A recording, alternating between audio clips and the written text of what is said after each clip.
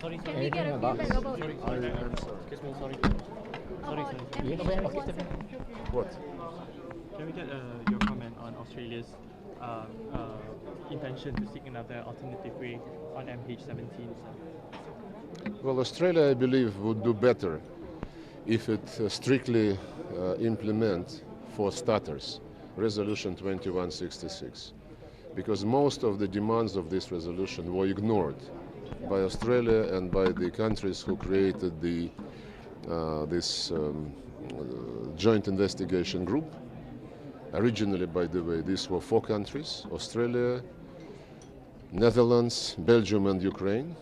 They created this group, announced about the creation of this group on the basis of their bilateral agreements last August 2014, without even inviting Malaysia. This was a thing which raised many questions. Malaysia managed to join this group only in December 2014, so for 5 months Malaysia was out of the criminal investigation. I believe it was the fact which immediately caused questions as to how this investigation started. The Security Council Resolution 2166 stated that this investigation must be comprehensive, thorough, independent, international, under the authority of International Civil Aviation Organization. Such authority is not being asked for.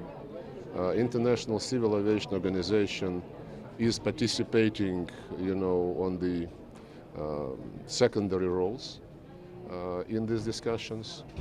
In addition to this criminal investigation, there is also a technical investigation group where more countries were invited, including Russia. But at least Russian participants do not get all information circulated to some other members of this group.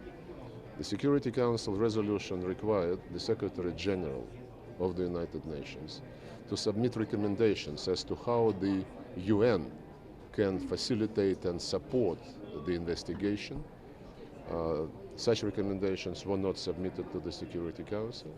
Russia convened the Security Council consultations a couple of times last year, drawing attention to the fact that the Council itself expressed its desire to be fully involved in monitoring the investigation.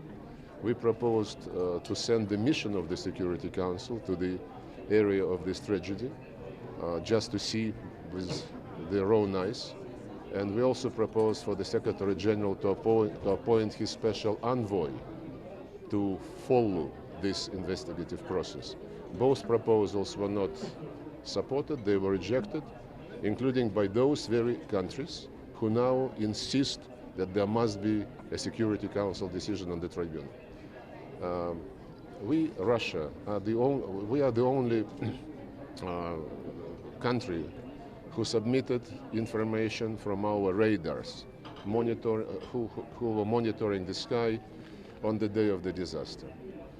Our American colleagues said that they possess satellite images, which they never made public.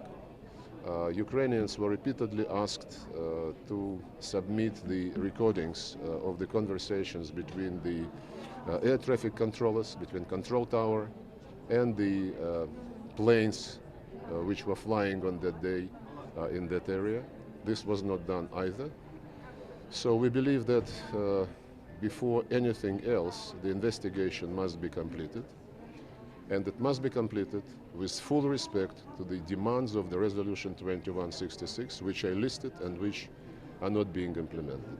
I hope that this would allow, the full implementation of this resolution, free and fair consideration of all the facts. This would allow to submit a report which would be comprehensive, which would allow all of us to know the truth, first of all to Malaysians, to other countries whose citizens died in this terrible incident, and which would allow for the culprits to be brought to justice.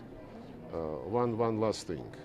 The interim report which was submitted, circulated to International Civil Aviation Organization says that the experts established that the plane was hit by numerous high-energy particles. Any expert who has something to do with investigation of civil aviation disasters would tell you that it is very easy to pick up those particles and to make them analyzed, to have them analyzed, to know where this particular missile was produced and whose army have this particular missile employed by its forces. To all of my knowledge, at least this was never announced, this was never confirmed, such analysis was not conducted. And the statements which were made on the second or third day after the disaster, that this was a Russian-made missile system called Buk, of course we all heard them. But the next step, if people were so convinced that this is the case, the next step should have been to immediately approach the company which produces these missiles. It's called Almaz-Antey. It's a Russian company, and it produces missiles, and these missiles are being employed by the armies of many post-Soviet republics. But this company was never approached, and then the experts of this company, on their own, made their own study, which they made public on the 2nd of June this year. It's available on the internet. It's a very interesting study. I recommend you to take a look at it. Thank you. All right, thank you, sir. Thank you.